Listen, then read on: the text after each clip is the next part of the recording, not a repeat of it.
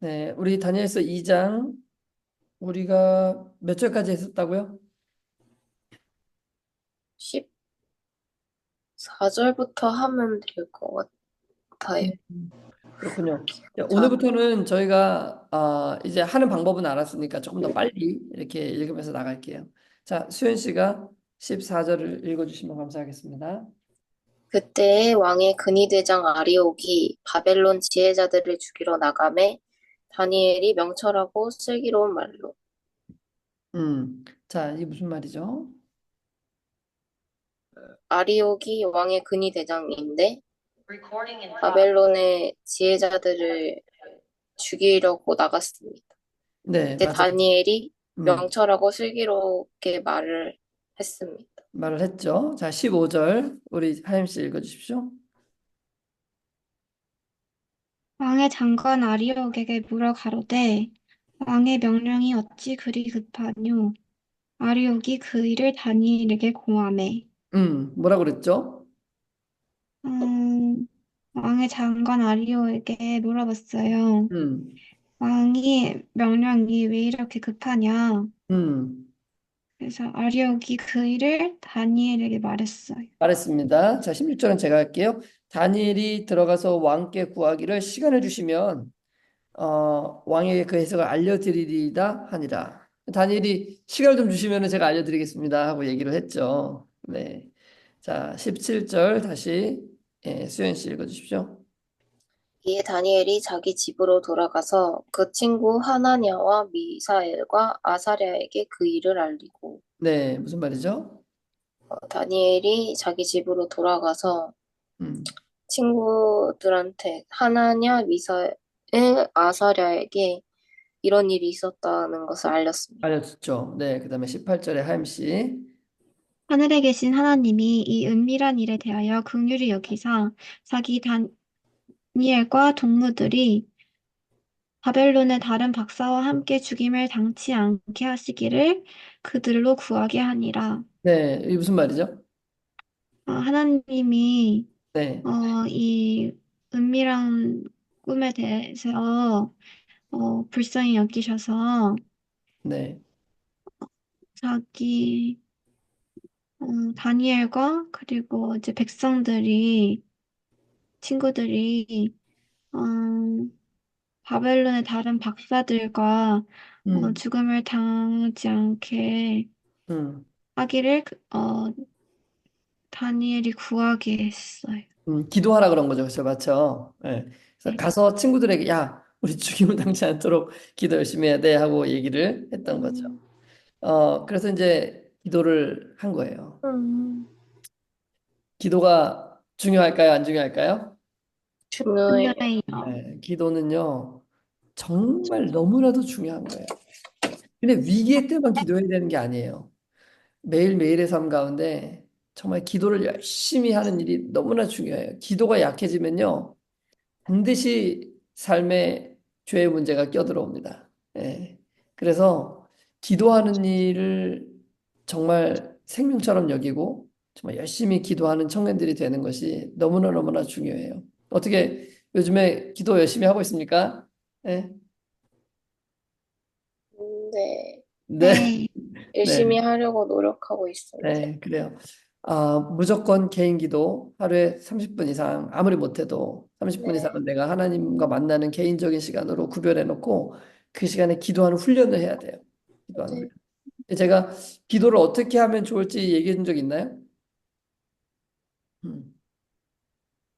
네, 기도는 이제 이런 식으로 하면 좋아요. 일단 편안하게 앉아서 30분을 하는 거니까 짧은 시간이 아니잖아요. 그러니까 편안하게 앉아서 저는 이렇게 기도해요. 하나님, 지금부터 하나님이랑 이야기를 나누고 싶은데 제가 무슨 주제로 뭐에 대해서 이야기를 나누면 좋을까요? 하고 물어봐요. 음. 음, 그리고 가만히 이렇게 생각을 해봐요.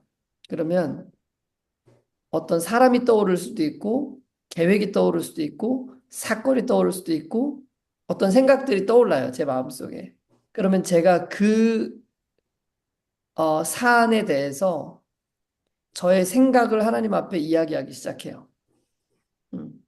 예를 들면 어, 뭐, 뭐 미워하는 사람이 딱 떠올랐다. 네. 그러면 하나님, 이 사람 미워하지 않게 해주세요. 이렇게 기도하면 그 다음에 할 말이 있어요, 없어요? 할 말이 별로 없어요. 없잖아요, 그죠? 예. 근데 생각을 해보는 거예요. 하나님, 내가 이 사람을 왜 미워하게 됐을까요? 언제부터 제가 이 사람에게 이런 태도를 갖게 되었을까요? 생각해 보니까 한 3달 전으로 거슬러 올라가는 것 같아요. 제가 3달 정도 전부터 이 사람에 대해서 이런 마음을 가지고 있었던 것 같아요. 근데 가만히 생각해 보니까 그때 그 사람이랑 의견 충돌이 있었는데 그 의견 충돌이 있었을 때 정말 기분이 나빴던 것 같아요. 하나님, 그래서 제가 이런 마음을 갖게 되었는데 그때부터는 정말 이 사람이랑 별로 말을 나누고 싶지 않은 생각들이 정말 많이 들었고, 그래서 제가 계속해서 피해 다녔던 것 같습니다. 지금 뭐 하고 있는 거예요? 제가 기도하고 있는 거예요. 네. 이게 기도예요. 기도는 내 생각을 하나님 앞에 이야기하는 게 기도예요. 근데 우리는 생각을 이야기하려고 하지 않고 결론만 자꾸만 이야기를 하려고 그래요. 결론. 예. 근데 좋은 것은 뭐냐면, 기도가 중요한 이유는 뭐냐면, 우리의 생각을 하나님과 교류하는 것 때문에 이게 기도가 중요한 거거든요. 그래야 하나님께로 우리 마음이 끌어올려져요. 그렇게 될 때. 근데 이렇게 하지 않고 잠깐만 결론만 자꾸만 얘기를 하려고 그러면은 관계가 형성이 안 돼요. 우리 개인적인 관계가 어떻게 친해지냐면 자꾸만 시간을 내 가지고 둘이 잡담을 해야 돼. 음. 쓸데없는 이야기처럼 들리는 것들 이야기를 자꾸만 해야 돼요. 그러면은 관계가 가까워지는 거예요. 친해져요. 그렇지 않아요? 네. 맞아요. 맨날 만나갖고 업무적인 이야기만 하고 사업적인 이야기만 하면 친해질까요? 안 친해질까요? 네. 안 친해지겠죠, 그죠? 자꾸만 이렇게 편안하게 이야기하고 다양한 주제로 다양한 것들을 이야기할 수 있어야 돼요. 그러니까 우리 편에서 하나님 앞에 뭔가를 이야기를 해야 된다고 자꾸만. 그래서 엘렌 지 화이트는 기도에 대해서 이야기할 때 우리 편에서 하나님께 뭔가 이야기하는 것이 있어야 된다고 얘기를 해요. 이게 정말 중요한 거예요. 우리가 TV에서 유재석 씨를 잘 알잖아요. 그죠? 그 사람이 어떤 사람인지 알지만 우리가 친하지 않아요. 왜냐하면 TV에서 유재석 씨가 얘기하는 건 우리가 많이 들었지만 우리가 얘기하는 걸 그 상대방이 들어본 적이 없기 때문에 친해지지가 않는 거예요. 음. 그 친해지려면 서로 간의 이야기가 막 왔다 갔다 해야 돼요. 계속. 이게 제일 중요한 거예요. 그래서 기도가 우리를 하나님과 가깝게 만드는 이유는 하나님이 말씀하시는 걸 우리가 하나님의 말씀을 통해서 듣고 우리의 이야기를 하나님이 들어주는 시간이 바로 기도 시간이에요. 말 많이 해야 돼요. 기도 시간에는. 감정을 끄집어내야 돼요. 내 속에 있었던, 내가 생각하지 않았던, 내가 어떤 사안에 대해서 내가 어떻게 생각하고 있었는지를 자꾸만 끄집어내야 돼요. 그러다 보면은, 내가 이런 문제에 대해서 내가 가진 생각이 이런 거였네? 라는 걸 새롭게 깨닫게 되는 경우들도 진짜 많아요. 근데 그게 기도에 대해서 정말 중요한 부분이다. 이걸 꼭 기억을 했으면 좋겠습니다. 아무튼 제가 기도의 얘기가 나와서 잠깐 어, 얘기를 했습니다. 아침마다 정말 기도하는 시간 놓치면 안 됩니다. 예. 우리의 신앙에 어, 제가 보기에는 한 7, 80% 이상은 이 기도가 좌우해요. 우리의 신앙의 열정과 뜨거움을 유지하게 만드는 가장 큰 비결은 기도입니다. 기도가 없으면 뜨거워지지 않아요. 결단코. 그러니까 기도를 절대로 놓치지 말고 정해진 시간에, 특별히 아침 시간에 기도로서 하루를 시작하는 일을 꼭 잊지 말고 하기를 바랍니다. 네. 자, 자, 그렇게 구하게 했죠. 그 다음에 19절에 우리 수연 씨 다시 읽어볼까요? 이에 이 은밀한 것이 밤의 환상으로 다니엘에게 나타나 보임에 다니엘이 하늘에 계신 하나님을 찬송하니라. 어떤 일이 일어났대요? 다니엘이 음, 구했어요. 하나님께 음, 구했는데 음, 그 은밀했던 것들이 밤에 다니엘한테 환상으로 나타나서 보여줬고 음, 그래서 다니엘이 하나님을 찬송했어요. 맞아요. 자, 하나님께서 보여주신 계시나 이런 것들이 다니엘에게 알려졌어요. 네, 만약에 다니엘이 기도하지 않았다면 다니엘이 알 수 있었을까요? 몰랐을까요? 예, 몰랐을 거예요. 기도하는 사람에게 주신 거예요, 하나님께서.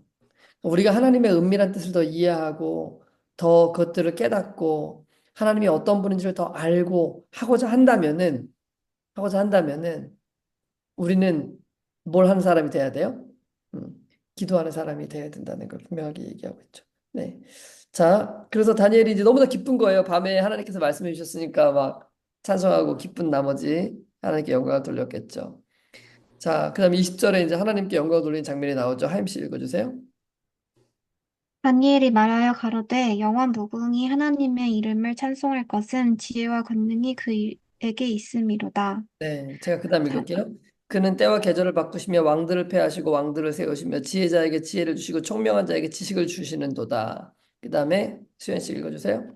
그는 깊고 은밀한 일을 나타내시고 어두운 데에 있는 것을 아시며 또 빛이 그와 함께 있도다. 네, 하임 씨.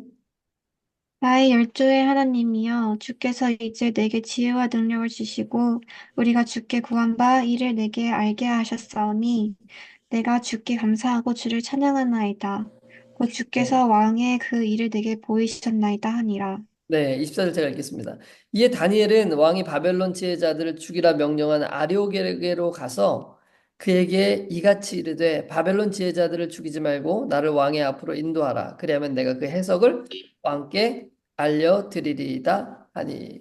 그래서 이제 바벨론이 하나님께서 가르치신 이 꿈을 가지고 왕에게 가서 알려드리겠다. 우리를 인도해 달라. 이렇게 이제 이야기를 한 것이죠. 자, 25절부터 이제 본격적으로 왕 앞에서 꿈을 해석하는 다니엘의 이야기가 나오겠죠. 자, 이 이야기들은요, 구도자들이 들으면 되게 재밌어해요. 진짜 재밌어 합니다. 예, 이거 완전 영화 같지 않아요? 드라마 같지 않아요? 예? 예. 잘. 그래서 어떤 때 공부하다가 이제 알려드리겠습니다. 딱 하고 여기서 딱 끝내잖아요? 그러면은 그 드라마 보다가 막 그 다음 편 클라이막스에서 막 끝났을 때 그 아쉬움.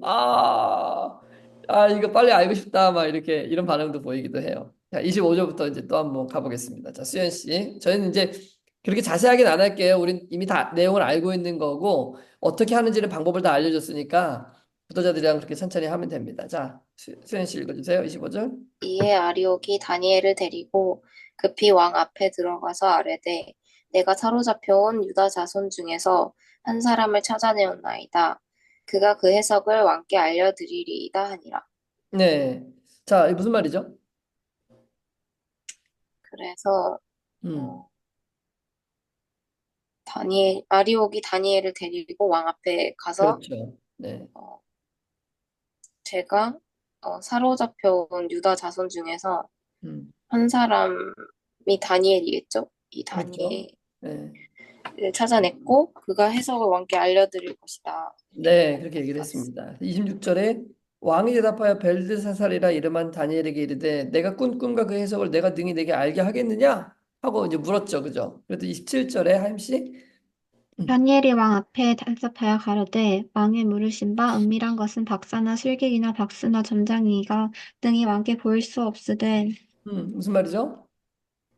어, 왕의 앞에서 다니엘이 대답했는데 음, 어, 왕 왕이 그 은밀한 것을 물은 박사나 술객이나 그런 사람들은 왕이 물은 거를 대답할 수 없으나 어, 없습니다. 그렇죠. 없습니다. 네. 그러나 네. 오직 은밀한 것을 나타내시는 하늘에 계신 하나님이시라. 그러니까 느부갓네살 왕에게 후일의 될 일을 알게 하셨나이다. 왕의 꾼 꿈, 곧 왕이 침상에서 머릿속으로 봐도 환상은 이러합니다. 이거는 아무나 알 수 있는 것이 아닙니다. 이거는 하나님만이 해석할 수 있는 것인데 하나님께서 왕에게 이 꿈을 꾸게 하시고 이것들을 지금 알게 해주시려고 하는 것입니다. 자, 이제 설명을 드리겠습니다 하고 설명하는 거죠. 자, 29절에 수연 씨.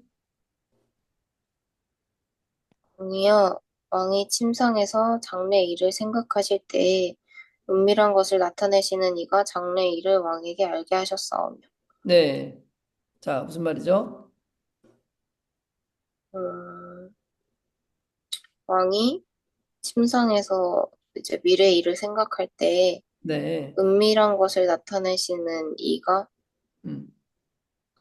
그 미래 일을 왕한테 알게 했다고 그러니까 얘기했어요. 잠자기 전에 왕이 미래에 어떤 우리나라가 어떻게 될까 막 이런 고민하고 있을 때 하나님께서 이 미래 사건들을 왕에게 알려주셨다 이 얘기를 한 거죠, 그죠?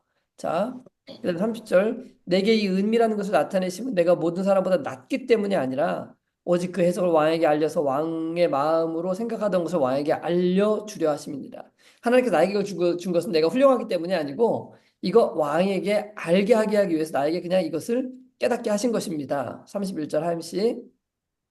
왕이여 왕이 한 큰 신상을 보셨나이다. 그 신상이 왕의 앞에 섰는데 크고 광채가 특심하며 그 모양이 심히 두려우니 네. 자, 신상을 봤죠. 그죠? 신상이 어떻게 생겼대요?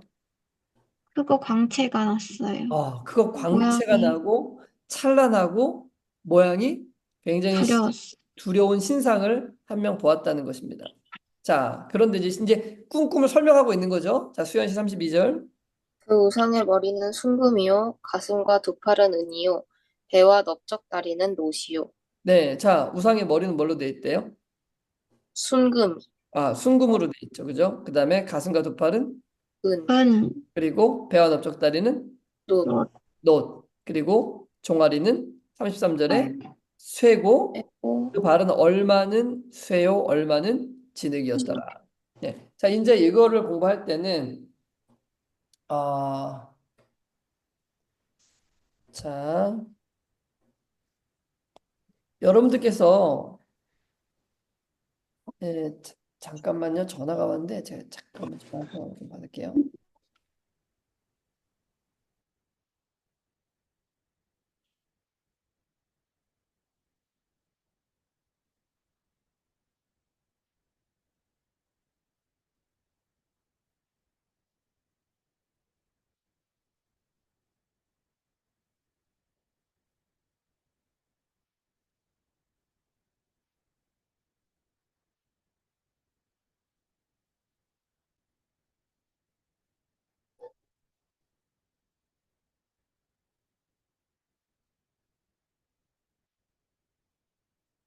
네. 자, 여러분께서 이제 공부하실 때는 뭐 패드 다 가지고 계실 테니까 그림은 안 그리셔도 돼요. 저는 그림을 진짜 못 그리기 때문에 그림을 안 그리거든요. 그냥 어, 기록을 하시면 돼요. 자, 어떻게 있었죠? 처음에 머리가 뭘로 돼 있었죠? 머리? 금이요, 순금, 금으로 돼 있었죠. 금. 머리는 금. 그 다음에 머리죠, 머리. 머리는 금. 그 다음에 또 가슴과 두 팔. 가슴, 팔은 뭘로 돼 은, 있었죠? 네, 은으로 돼 있었죠. 그죠? 그 다음에 배는 뭘로 돼 있죠? 놋, 네, 동으로라고 쓸게요. 금은동 이게 더 편하잖아요. 그죠? 네, 네, 노시 동이니까 금은동. 그 다음에 다리는 쇠요. 철 이렇게 할게요. 그러면 금은동철 이렇게 하면 말할 때 훨씬 더 편하잖아요. 그렇죠? 네, 회가 철이니까. 그래서 금은동철 이렇게 돼 있었고 그 다음에 여기 뭐라고 돼 있죠? 발은 진흙, 그 다음에 발은 뭘로 돼 있었죠? 진흙, 찰, 진흙으로만 돼 있지 않아요. 찰, 일부는 철이고, 그렇죠. 일부는 진흙. 그렇죠. 일부는 철이고 진흙으로 했으니까 철 플러스 진흙 이렇게 써야 되겠죠. 그죠? 예. 네, 자, 이렇게 써주는 거예요. 네, 요거를 앞으로 계속 반복적으로 쓸 거예요. 예. 다니엘서는 무조건 공부를 할 때마다 이 다니엘 2장을 써야 돼요. 음. 그래서 다니엘 2장은요, 이게 예를 들면은 우리가 이제 다니엘서를 크게 공부하잖아요. 이 다니엘서. 근데 이게 다니엘서면 이 다니엘서에 중요한 기둥 하나가 있는데 이게 다니엘서 2장이에요. 이 다니엘서 2장에 가지를 붙이고 잎이 나오고 이렇게 해가지고 거대한 다니엘서의 예언을 이루는 거예요. 근데 그 기둥, 가장 중요한 핵심 척추가 어디냐면은 네, 다니엘서 2장이에요. 요 예언이에요. 그래서 요 예언은 다니엘서 우리가 공부하는 모든 예언의 가장 핵심과 중심이 된다는 것을 우리가 좀 기억하고 있으면 좋을 것 같아요. 네. 자, 네, 그렇습니다. 요거는 그대로 이렇게 보고 있으면 돼요. 예. 자, 계속 이어서 한번 읽어볼게요. 자, 그 다음에 34절 수현 씨 읽어줄까요? 네, 또 왕이 보신즉 손대지 아니한 돌이 나와서 신상의 새와 진흙의 발을 쳐서 부서뜨리매. 네, 이게 무슨 말이죠? 음, 왕이 봤는데 네. 손대지 아니한 돌이 신상의 새와 진흙의 발을 쳐서 부서뜨렸어요. 갑자기 이제 이 머리는 금, 이 신상이 쫙 보여지더니, 그 다음엔 사람의 손으로 하지 아니한 어떤 돌이 나타나가지고, 어, 이 발을 땅 하고 때리니까 이 신상이 다 부서졌다. 그럼 여기 하나 더 써야 되겠네, 그죠? 뭘 써야 되냐면은, 이거.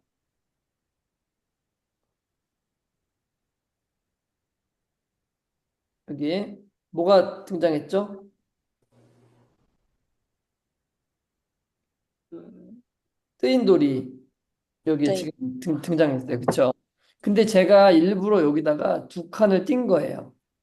그 이유가 있어요. 그 이유는 제가 나중에 설명을 좀 드리도록 하겠습니다. 근데 뭐 굳이 이걸 구독자들한테 설명할 필요는 없어요. 그 뜨인 돌이 있다 이렇게 막 설명하시면 돼요. 자, 자, 그 다음에 35절 하임 씨 읽어볼까요? 때에 철과 진흙과 놋과 은과 금이 다 부서져 여름 타작마당에 겨같이 되어 바람에 불려간 곳이 없었고 우상을 친 돌은 태산을 이루어 온 세계에 가득하였었나이다. 네, 이게 무슨 말이죠? 이 동상의 모든 부분은 다 부서져서 네, 여름 타작마당에 겨같이 되어 바람에 불려간 것이 없었고 다 날아가 버렸네요. 그냥 가루가 돼가지고. 네. 그리고 그리고 우상을 친 그 돌은 태산을 이루어서 온 세계에 가득했대요. 어, 이 뜨인 돈말 탁 남아가지고 온 세상이 가득해졌어요. 자, 그러면 이제 물어보면 되겠죠, 구독자한테. 자, 이 내용을 토대로 한번 생각을 해봐라. 이게 생각할 수 있는 기회를 주는 거예요.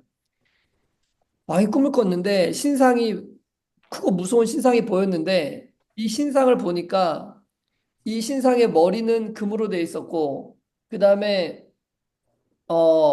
이 가슴은 은으로 돼 있었고 그 다음에 이 배는 동으로 돼 있었고 넓적다리랑 그다음에 다리는 철로 돼 있었다. 그다음에 밑에 끝에는 철과 진흙으로 돼 있었는데 갑자기 큰 돌이 나와가지고 꽝 때리니까 위에는 다 가루가 돼가지고 날아가 버리고 돌만 태산이 돼서 이렇게 딱 생겼다. 네.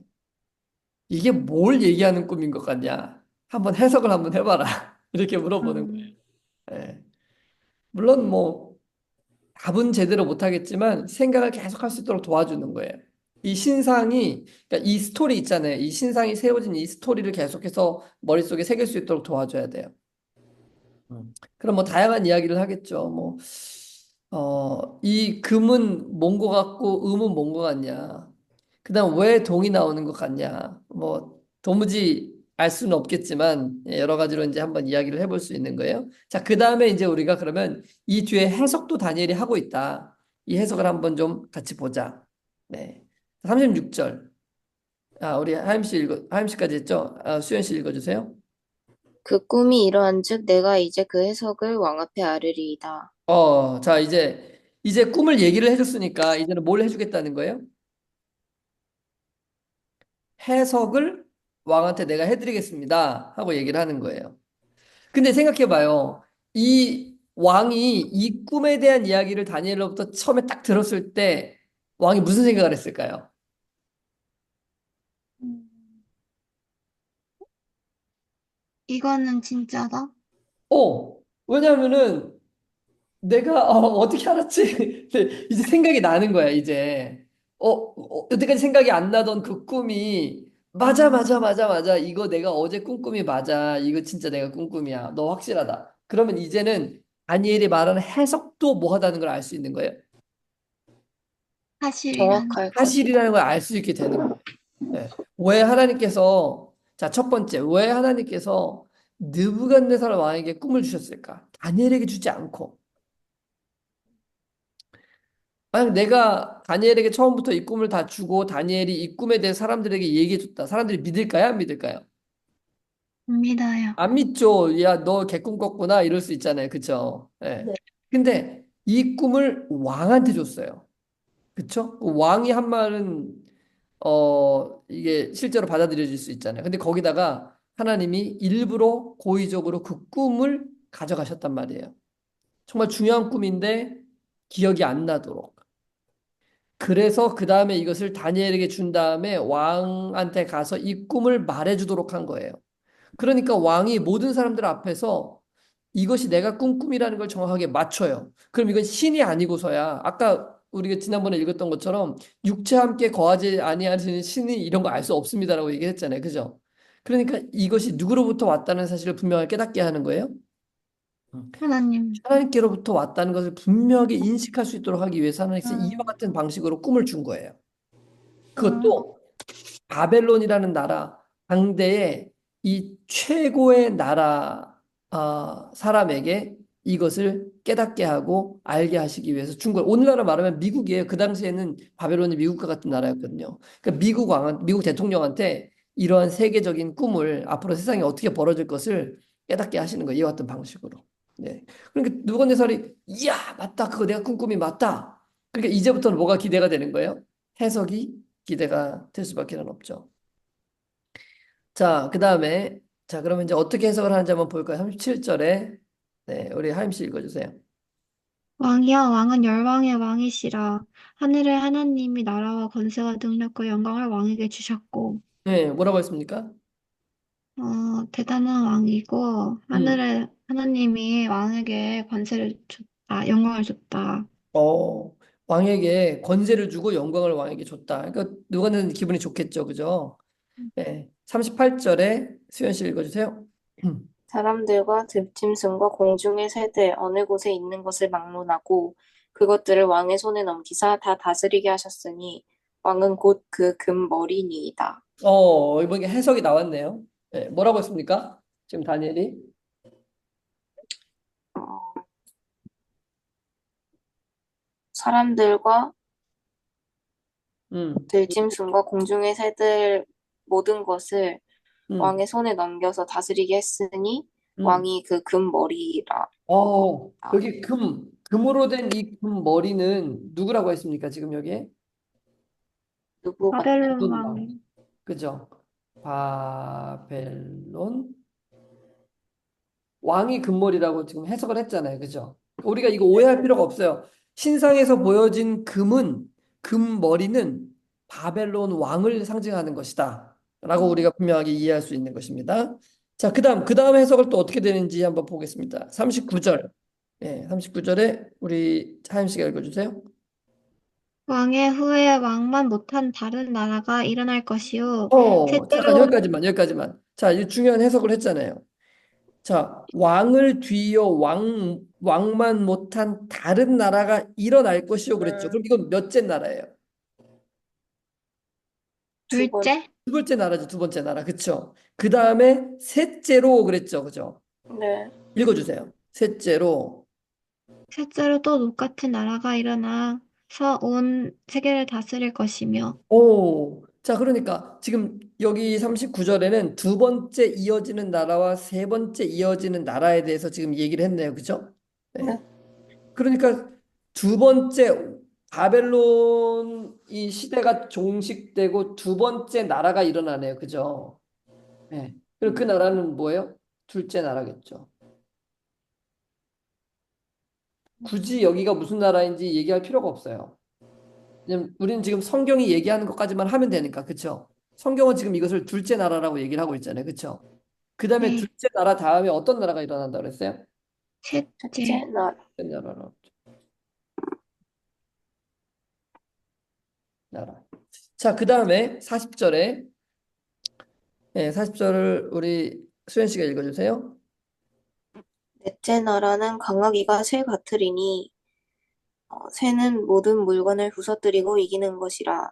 새가 모든 것을 부수는 것 같이 그 나라가 못 나라를 부서뜨리고 찌을 것이며. 자, 잠깐만. 네 번째 나라는 정보가 되게 많이 주어졌어요. 네 번째 나라에 대해서는. 자, 네 번째 나라는 무슨 나라예요? 철이요. 강하기가 네 번째 세 나라는 번. 여기 지금 철이 있는데 네, 딱 철나라라고 딱 언급하고 있네요. 그죠? 네, 그렇죠. 네 음, 번째 나라는 강하기가 뭐 같아요? 철과 같다고 딱 분명하게 얘기했어요. 그러니까 여기 지금 금은 첫 번째 나라, 은은 두 번째 나라, 동은 세 번째 나라, 철은 네 번째 나라. 아, 그러니까 지금 금, 은, 동, 철 이게 나라들을 얘기하는 거라는 걸 알 수 있어요? 없어요? 있어요. 있어요. 어, 나라들을 얘기하고 있는 거구나. 이 해석이라는 것이, 아, 이게 신상에 보여진 금이라는 건 금나라, 첫 번째 나라, 은은 은나라, 두 번째 나라, 셉은 동나라, 셋째 나라, 철나라, 네 번째 나라를 지금 순차적으로 얘기한다는 것을 이 말씀을 근거로 판단할 수 있어요, 없어요? 있어요. 있죠, 그죠? 이걸 깨닫게 하면 되는 거예요, 여기서는요. 근데 이 네 번째 나라, 철나라에는 여러 가지 특징이 있어요. 지금 어떤 특징이 있는지 한번 볼까요? 자, 모든 물건을 부서뜨리고 부서뜨리고 또 이겨요. 이기고 찌어요. 또 찍고, 아, 이게 참, 찍고, 또, 또 있습니까? 부수는 것 같이 부순다 그랬죠. 그러니까, 자, 부서뜨리고, 찍고, 뭐, 빠꼬도 둘까요? 네. 그런 말은 없지만, 하여튼 그런 거예요. 이 나라의 특징은 뭐냐면, 막 부수고, 막 찍고, 빠고, 이기고, 막 이런 특징을 가지고 있는 나라예요. 근데 우리가 왜 지금 여기에서 이 넷째 나라의 특징을 이렇게 설명하냐면 요걸 설명해야 나중에 다니엘 7장에 가서 공부할 때 네 번째 짐승의 특징이 똑같이 나와요. 음, 미리 한번 볼까요? 잠깐. 다니엘 7장으로 가봐요. 뭐 이거를 처음에 네. 여러분들이 그렇게 가르쳐 줄 필요는 없어요. 근데 지금 여러분들은 교사니까 제가 왜 이렇게 설명하는지를 미리 보여주는 거예요. 다니엘 7장에 7절 봐봐요. 7절. 넷째 짐승. 네. 은 무섭고 무섭고 놀라우며 놀라우며 또 매우 강하며 쇠로 된 뭐가 있어요? 큰 이. 철이가 있잖아요. 그럼 철은 지금 몇 번째 나라의 특징이에요? 다니엘 2장에서. 네 번째. 넷째, 네 번째 나라의 특징이잖아요. 근데 다니엘 7장에서는 7장 7절에 몇 번째 짐승이었어요, 이게요? 넷째 짐승. 넷째 짐승이잖아요. 그렇죠? 그러니까 다니엘 7장에 나오는 넷째 짐승과 다니엘 2장에 나오는 넷째 나라가 지금 뭐라는 걸 알 수 있어요? 같아요. 같은 나라는 걸 알 수 있는 거예요. 그래서 다니엘 2장에서 이 특징을 강조해 주는 거예요. 우리가 공부할 때. 이 나라는 특징이 성경에서 지금 뭐라고 했냐면 부서뜨리고 이기고 찍고 이런 특징을 가진 나라다. 근데 다니엘 나중에 이제 가가지고 다니엘 7장을 공부할 때 이 나라들이 어떻게 매칭이 되는지 우리가 보여줄 거거든요. 근데 그 중에 강력하게 매칭이 딱 되는 나라 중에 하나가 네 번째 나라예요. 그래서 여기 보면은 먹고 부수고 발로 밟았죠. 그죠? 예. 이런 특징을 가지고 있는 나라가 있다는 것을 이제 공부할 수 있는 거죠. 자, 지금 공부가 어떤 방향으로 진행되고 있는지 여러분 이해가 되시죠? 네. 네. 지금은 2장에 집중하면 돼요. 근데 2장에 집중할 때 이런 것들 이렇게 해석해주면 나중에 7장을 딱 공부할 때 눈이 왕눈이가 되는 거죠. 이게 이렇게 맞아 떨어져? 이 퍼즐 조각이 이렇게 맞아 떨어져 들어간단 말이야? 네, 이렇게 되는 거예요. 그러니까 우리는 뭘 해주면 되냐면 2장을 공부하면서 2장의 요 순서를 계속 반복적으로 얘기해줘서 이 사람이 나중에 눈만 감아도 금은동철, 철과 진흙, 띵돌 이 순서가 익숙해질 때까지 해줘야 되는 거예요. 금은 첫 번째 나라, 은은 두 번째 나라, 동은 세 번째 나라, 철은 네 번째 나라, 철과 진흙은 다섯 번째 나라 이렇게 이해할 수 있도록만 도와주면 되는 거예요. 네. 자, 예, 방향성이 이해가 되시죠? 네. 네. 자, 그 다음에 41절에 우리 누구 차례인가요? 예, 41절에 수현 씨가 다시 해주세요. 왕께서. 네. 왕께서 그 발과 발가락이 얼마는 토기장이의 진흙이요 얼마는 쇠인 것을 보셨은즉 그 나라가 나누일 것이며 왕께서 쇠와 진흙이 섞인 것을 보셨은즉 그 나라가 쇠 같은 든든함이 있을 것이나. 네. 자, 42절까지 더 읽죠. 그 발가락이 얼마는 쇠요 얼마는 진흙인즉 그 나라가 얼마는 든든하고 얼마는 부서질 만할 것이며. 네. 또 43절에 왕께서 새와 진흙이 섞인 것을 보셨은즉 그들이 다른 민족과 서로 섞일 것이나 그들이 피차에 합하지 아니함이 새와 진흙이 합하지 않은 것 같으리이다.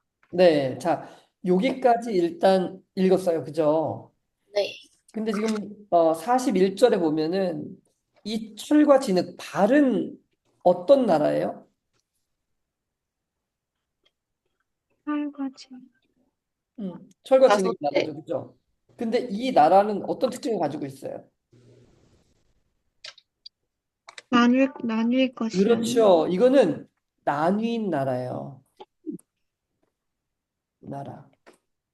이 여러 나라, 우리 나뉜 나라 쓰지 말고 여러 나라라고 씁시다. 여러 나라. 나뉘었다 그랬잖아요. 그렇죠? 그러니까 여기 지금 나오는 것은 여러 나라들로 나뉘는 거예요. 자, 여기 금은 나라 몇 개였습니까? 하나였죠. 둘째 나라 몇 개였어요? 하나였죠. 아이고. 예. 둘째 나라 몇 개였습니까? 하나였죠. 셋째 나라 몇 개였어요? 하나였어요. 넷째 나라도 이거 하나였거든요. 근데 이 나라들이 다섯 번째 와가지고는 여러 나라로 지금 나뉘어진다라고 얘기를 하고 있는 거예요. 그럼 이 나라의 특징이 뭐냐? 자, 첫 번째, 이 나라의 특징은 어 뭐죠? 얼마는 어때요? 튼튼하고 얼마는 부서져요. 어, 강한 나라가 있고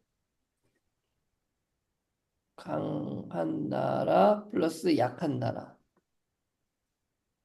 있죠. 또 어떤 특징이 있습니까? 그게 얼마는 쇠가 이게 철과 진흙이 섞여 있기 때문에 그런 거죠, 그죠? 그래서 네. 철 같은 특징을 가진 나라도 있고 진흙은 잘 부서지잖아요. 진흙과 같은 네. 특징의 나라 이게 지금 얘기하고 있는 거예요, 이 특징을요, 그죠? 네. 그리고 여기 보면은 쇠와 민족이 진흙이 어떤 특징을 가지고 있어요? 예. 섞이지 않아요. 이게 섞여서 발을 구성하고 있지만 얘네들이 합하지 않는 것. 섞이지 않아요. 네. 음.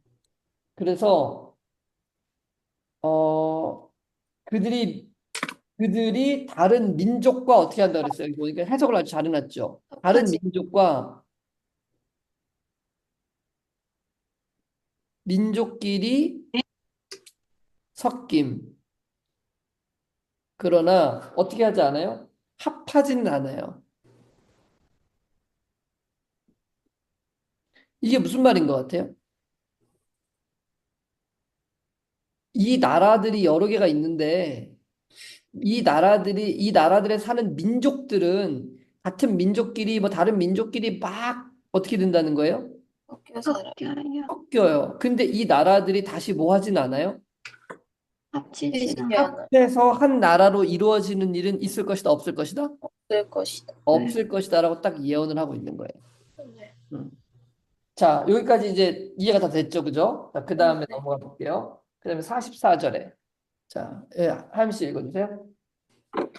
이 열왕에 대해 하늘의 하나님이 한 나라를 세우시리니 이것은 영원히 망하지도 아니할 것이요 그 국권이 다른 백성에게로 돌아가지도 아니할 것이요 도리어 이 모든 나라를 쳐서 멸하고 영원히 설 것이라. 네. 자, 이 나라 뒤에 다른 나라가 이제 도래하네요, 그죠? 네. 첫 번째 나라 뒤에 두 번째 나라, 세 번째 나라, 네 번째 나라, 다섯 번째 나라, 여러 나라들이 등장하고 그 뒤에 한 나라가 세워지는데 그 나라는 어떤 나라라 그랬어요? 망하지 아니할 망한 영원해요. 나라, 그러니까 영원한 나라죠, 그죠? 영원한 나라가 세워지는 거예요. 그 뜨인 돌은 영원한 나라를 상징하는 거죠, 그렇죠?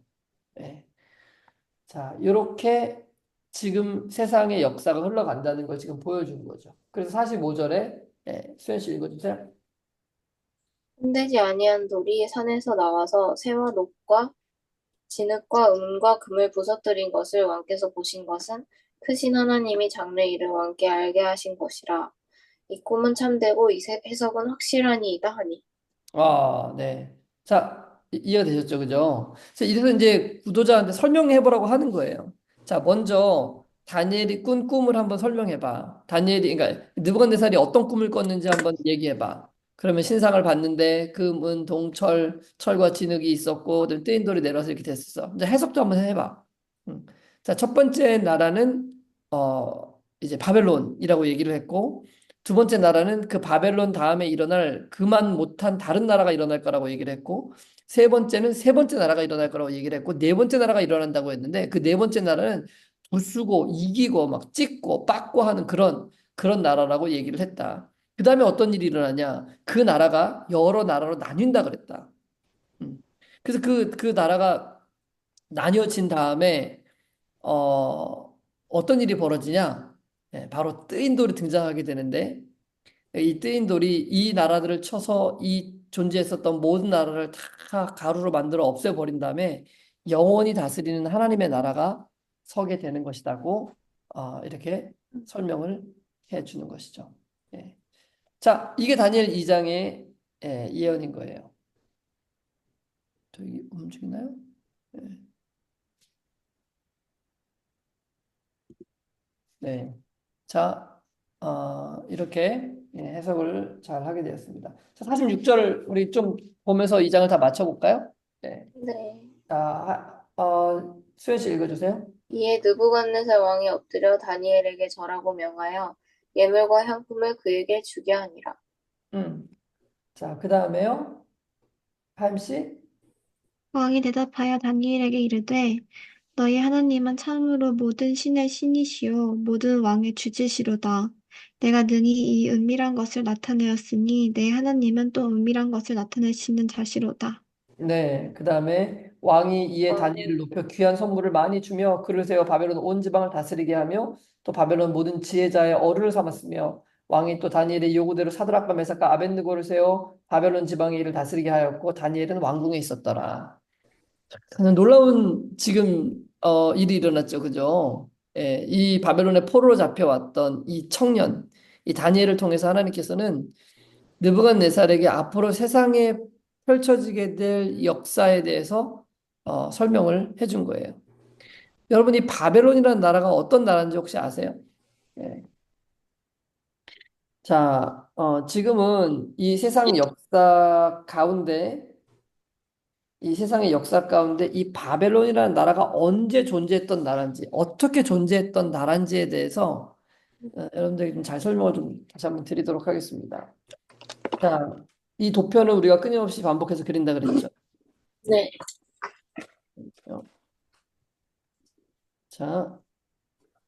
자, 인류 6천 년은 총 3등분할 수가 있어요. 이렇게 있으면 십자가 이렇게. 그리고 우리가 살고 있는 건 여기 지금 2024년. 그리고 여기를 이 시대를 우리가 AD라고 부르죠. 그죠? 네. 그다음에 이 시대를 BC라고 불러요. 그래서 이 BC의 시대를 여기 2000년, 여기 2000년 이렇게 보고 그다음에 마지막 여기 2000년 이렇게 보는 거예요. 예. 자, 여기 중에서 이 1500년의 역사는 첫 1500년의 역사는 홍수 전이에요. 홍수 전. 기억나시죠? 그래서 이 홍수 전의 역사는 이미 물속에 다 잠겨버렸기 때문에 거의 알 수가 없어요. 그러면 우리가 지금 대부분 알고 있는 이 역사는 언제냐면 여기 2000년과 여기 한 500년 해서 그러니까 BC 2500년경이죠. 그죠? 그러니까 대략 요 정도의 역사를 우리가 알고 있는 거예요. 지금 세상의 역사. 이 세상을 흔히들 학자들이 뭐라고 나누냐면은 세상을 선사 시대와 그다음에 어, 역사 시대로 나눠요. 이 둘의 차이점이 뭔지 아세요? 네. 언제를 선사 시대라고 부르고 언제를 역사 시대라고 부르는 줄 아세요? 기록되기 전이랑 음, 맞아요. 예. 이게 역사라고 해서 역사 시대 이전을 얘기하는 거예요. 예. 이거는 역사가 기록된 역사의 흔적을 볼 수 있는 시대예요. 그러니까 역사 시대라는 건 언제냐면 이게 딱 언제부터다 뭐 칼로 무자르듯이 이렇게 할 수는 없지만 역사 시대라는 것은 적어도 사람들이 살았던 기록이라든지 흔적이라든지 증거물들이 있어야 되는 거예요. 예를 들면 뭐 건물이 남아 있다든지 아니면 뭐 문서로 기록이 있다든지 이런 어떤 그 흔적들을 찾을 수 있는 시대를 역사 시대라고 불러요. 근데 선사 시대는 뭐냐면 사람들이 살았을 것으로 추정이 되지만은 그 당시에 살았던 사람들의 흔적은 찾아볼 수가 없는 거예요. 그러면 이 역사 시대와 이 선사 시대를 나누는 기점을 보통 어디로 보는가 학자들이 요점으로 봐요, 요점으로. 이게 과거의 역사이기 때문에 정확하게 뭐 언제다고 딱 꼬집어서 얘기할 수는 없지만은 어떤 사람들은 뭐 BC 3000년, 예. 어떤 사람들은 BC 2500년, 어떤 사람들은 뭐 한 BC 3500년까지도 보는 경우도 있어요. 네. 그래서 요 시대를 기점으로 해가지고 이제 사람들이 살았던 흔적들을 우리가 찾아볼 수 있는 거예요. 그래서 인류 문명의 4대 발상지라고 우리가 얘기를 하잖아요. 그렇죠? 그 메소포타미아 문명, 뭐 황하, 인더스, 그다음에 나일 이 모든 것들이 대략 요때부터 시작이 돼요. 그럼 왜 그러는가? 왜냐하면은 이거 제가 말씀에 한 게 설명했죠. 그죠? 예. 어, 왜냐하면 사람들이 이때 살았을 때는 이미 그 노화홍수로 인해서 다 없어지고 난 다음에 다시 이 홍수 때부터 8명의 사람으로부터 다시 시작한 거예요, 인류가. 이 8명의 이 사람들이 다시 시작하면서 홍수 이후에 어떤 사건이 있었냐면 중요한 사건이 뭐냐면 바벨탑 사건이에요. 알죠? 네. 이 바벨탑 사건 때 어떤 일이 일어나죠? 중요한 일이 일어나요. 흩어졌어요. 네? 흩어졌어요. 그렇죠. 왜 흩어졌어요? 언어가 달라졌어요. 네. 언어가 달라졌기 때문에 흩어진 거예요. 그래서 이 언어를 같이 쓰는 사람들끼리 모여가지고 살기 시작하면서 다양한 나라들이 등장하기 시작하는 거예요. 이때부터. 네. 요게 언제냐면 BC 2500년이거든요. 네. 홍수가 일어난 때가 그러면 여기에서부터 이제 같은 언어를 쓰는 사람끼리 갈라져 갖고 나와가지고 어떤 사람들은 유럽으로 갔겠죠. 어떤 사람들은 어디로 갔을까요? 중동에 남았겠죠. 어떤 사람들은 어디로 갔을까요? 한반도까지 왔겠죠. 그럼 한반도에 온 사람들은 뭘 세웠을까요? 한반도에 와가지고 우리나라 고조선을 세웠겠죠. 고조선. 고조선은 누가 세웠냐면은 단군이라는 사람이 세웠어요. 물론 이제 신화가 있긴 하지만은 단군이라는 사람이 세운 것에 대해서는 뭐 역사가들이 거의 동의하는 것 같아요. 물론 이제 그 신화에 대해서는 좀 이견이 있지만요. 근데 이 단군이 세운 나라를 건국한 것을 기점으로 해가지고 달력을 사용하는 걸 뭐라 하면 단기라고 불러요. 단기. 이걸 기점으로. 근데 이 단기가 시작된 그 해가 언제냐면 BC 2333년이에요. 여러분 이거 알았어요? 네. 저 이거 공부하다가 진짜 깜짝 놀랐어요.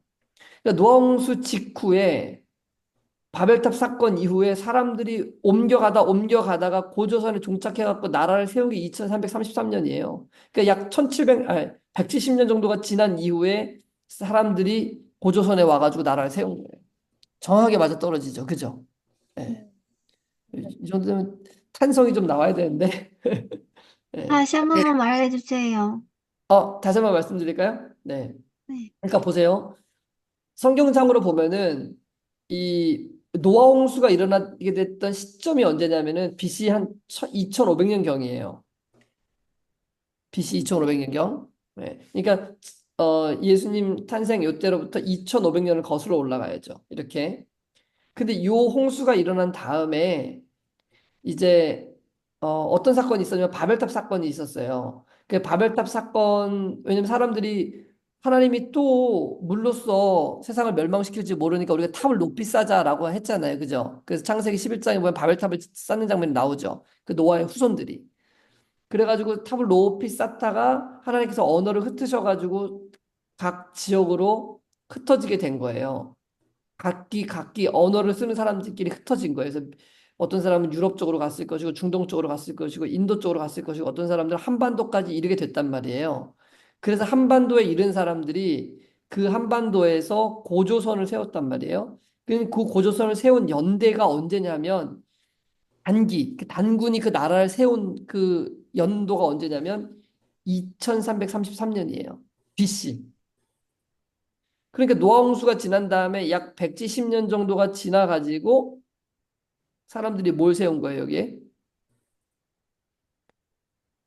음, 고조선의 나라를 세운 거예요. 왜 그때 세웠는가? 왜냐하면 노아홍수에 흩어진 나라 중에 이 같은 언어를 쓰는 이 우리 말하자면 국어, 이 한국어를 쓰는 사람들이 이동하고 이동해갖고 고조선을 세울 때가 노아홍수 지나고 약 한 170년 이후에 세웠다는 거예요.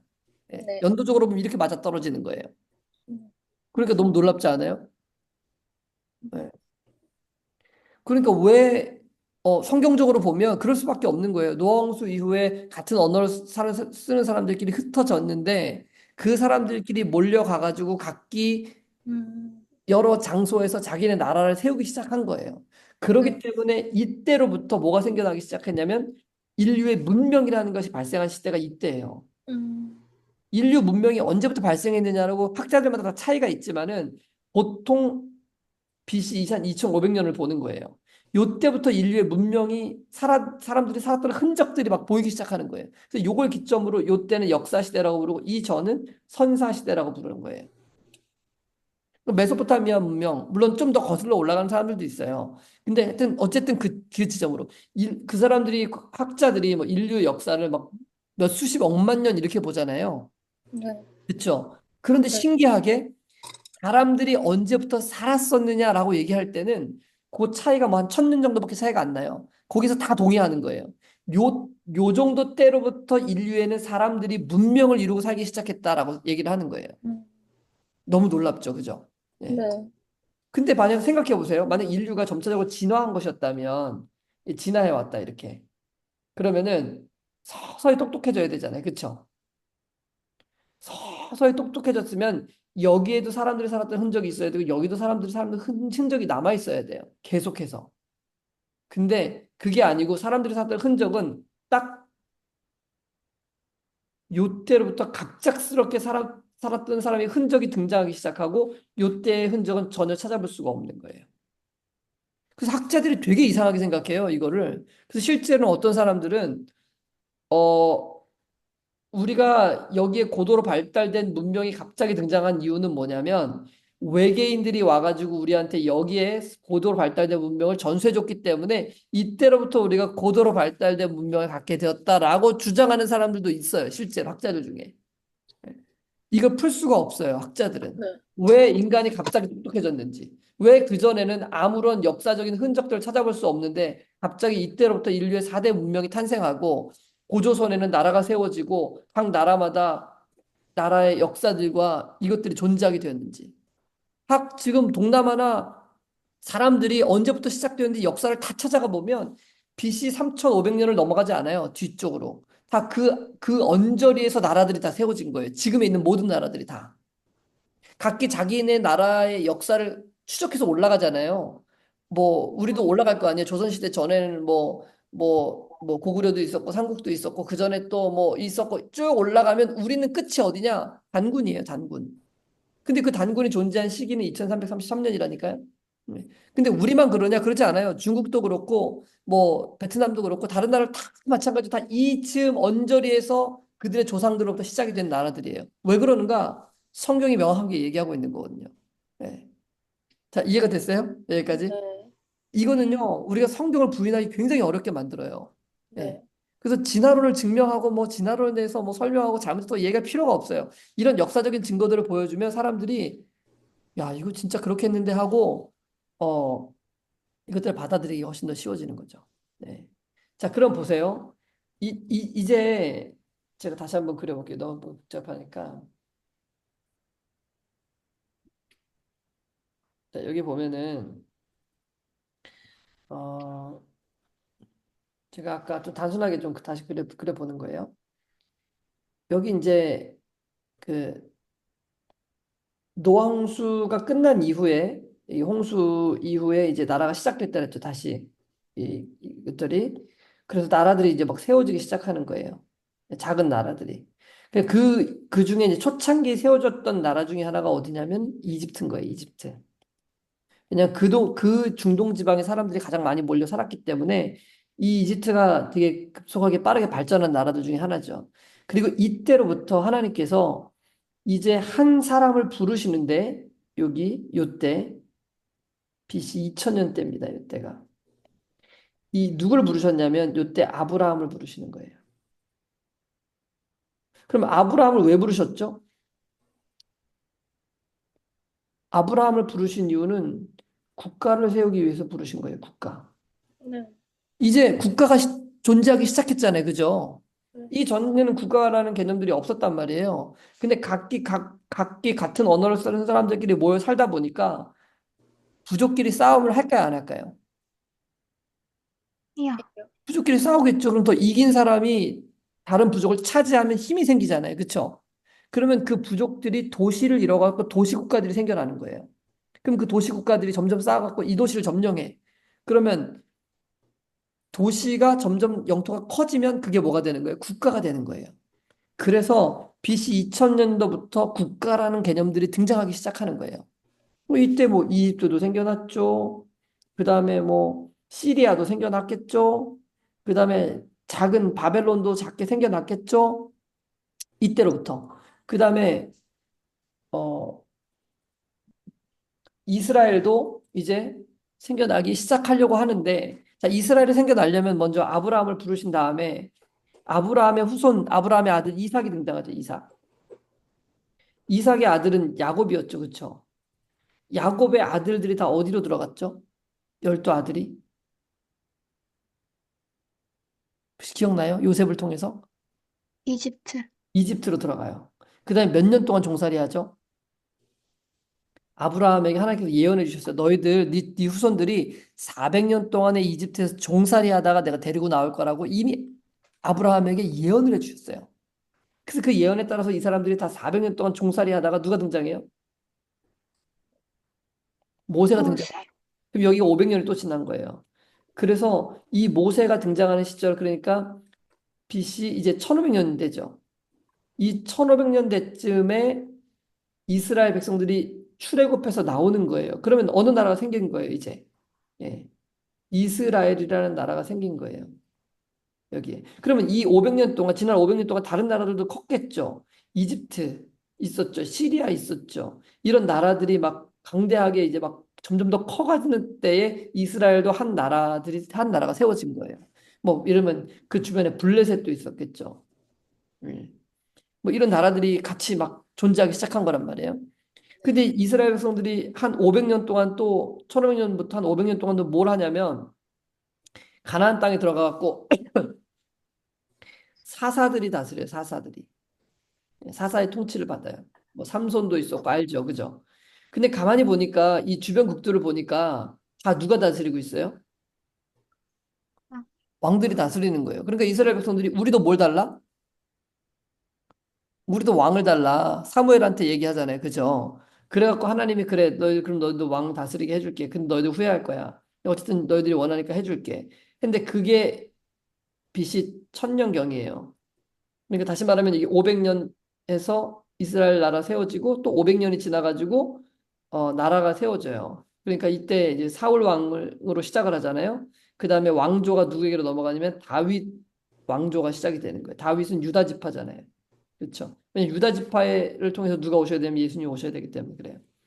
그래서 이 왕조가 시작되면서 다윗 왕조가 물론 제가 말하는 이 연도는 정확한 게 아니에요. 여러분이 기억하게 하기 위해서 500년 단위로 끊어서 아주 쉽게 기억하도록 한 거예요. 2500년에 홍수 일어났죠. 2000년에 아브라함 등장했죠. 500년 지난 다음에 모세 등장했죠. 500년 지난 다음에 예, 사울 왕, 다윗 왕이 등장한단 말이에요. 그러면 이때는 이미 바벨론이 굉장히 크고 있었던 시대예요. 바벨론도 크고 시리아도 크고 이집트도 크고 막 크고 있었던 시대예요. 이렇게. 근데 이렇게 크가던 나라들 중에 이게 BC 1000년이었잖아요. 그죠? 근데 BC 722년 정도 때, 그러니까 이 나라가 두 나라로 나뉘었던 거 알죠? 이스라엘이 북방 이스라엘과 남방 유다로 나뉘는 거 알아요? 네.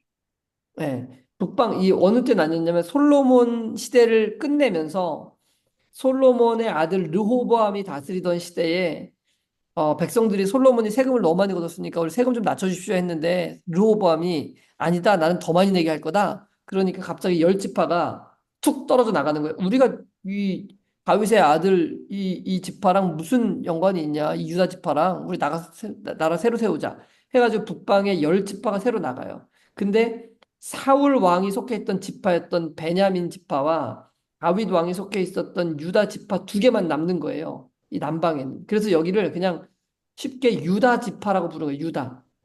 그래서 남방 유다. 여기 유다라고 부르고 여기 북방 이스라엘은 북방 이스라엘이라고 이렇게 부른 거예요. 남북으로 나뉜 거예요. 근데 북방 이스라엘은 722년에 멸망을 합니다. 예, 이 시리아에 의해서 멸망해요. 아시리아에서. 근데 남방 유다는 언제까지 갔냐면 605년까지 조금 더 가요. 한 100년 이상. 그럼 605년에 드디어 남방 유다가 멸망을 해요. 누구한테 멸망했을까요? 우리가 지금 공부하고 있는데 바벨론.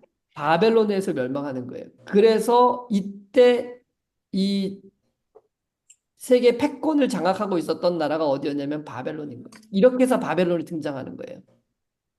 보세요. 이 전까지는 나라가 작았어요. 작은 나라들이었어요. 그런데 나라가 나라를 공격해가지고 먹기 시작하는 거예요. 처음에 부족이 부족을 공격해서 먹기 시작했죠. 도시가 도시국가를 공격해갖고 이제 국가가 형성돼서 왕이 다스리는 나라가 되는데 이 왕이 다스리는 나라들끼리 전쟁을 해가지고 큰 나라가 세워지는 거예요. 이걸 뭐라고 부르냐면 제국이라고 부르는 거예요. 제국.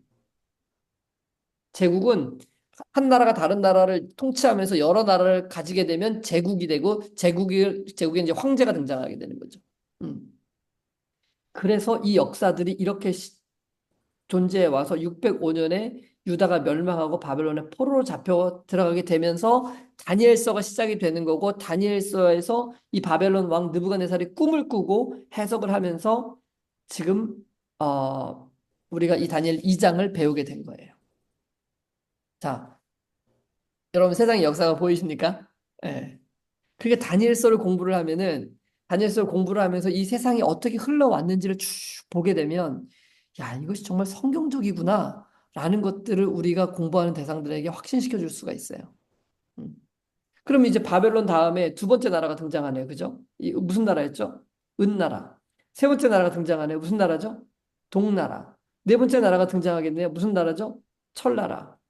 그다음에 그 다음 나라가 어떻게 되는 거예요? 예, 예, 이게 분열된 나라. 네. 이렇게 흘러간 거예요. 지금 세상 역사가. 그 분열된 나라는 어디까지 흘러왔어요? 우리가 살고 있는 2024년까지 흘러온 거예요. 이 유럽이잖아요. 서유럽. 음, 예.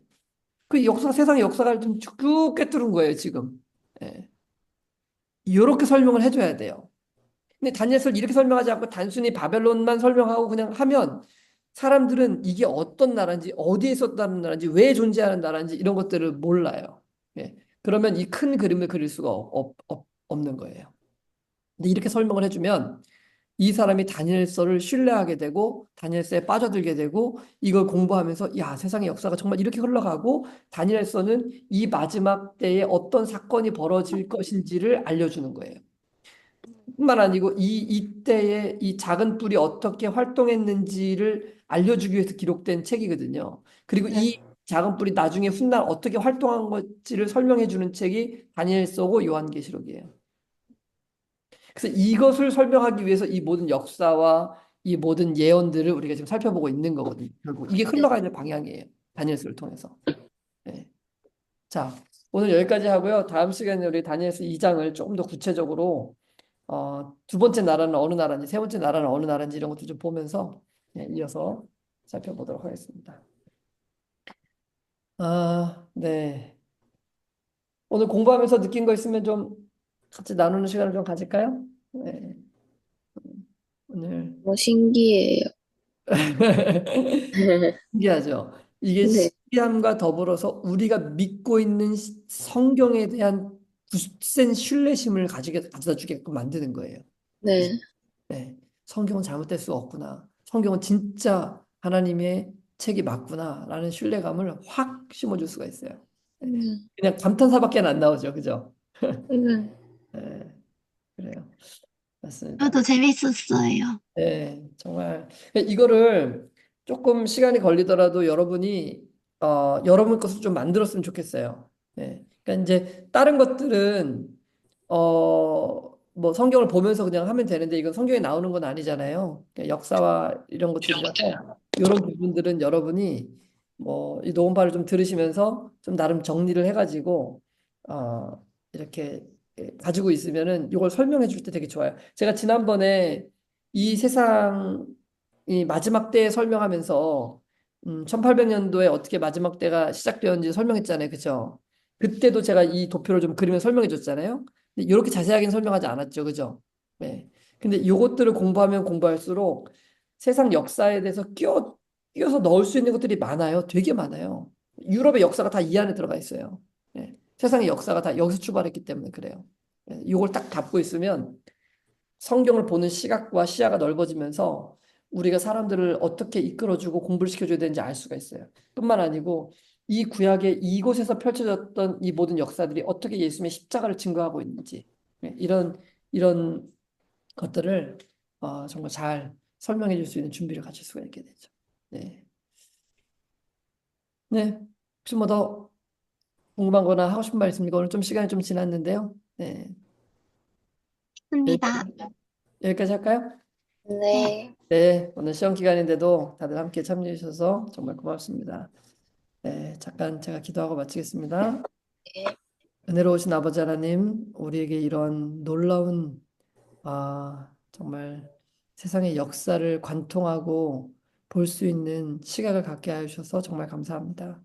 하나님, 우리가 다니엘서를 잘 배워서 이 다니엘서야말로 세상의 역사를 다루고 있고 또 끝날까지 우리에게 보여주신 예언들을 가르쳐 주시는 말씀임을 우리 잘 기억하고 우리의 지인들과 또 우리의 성도들을 잘 가르쳐서 마지막 시대에 주님께서 우리에게 맡겨주신 이 사명들을 감당할 수 있도록 잘 안내하는 안내자들이 될 수 있도록 인도하여 주십시오. 다시 한번 베푸신 모든 은혜를 인하여 감사드리며 예수님의 이름으로 기도합니다. 아멘. 네.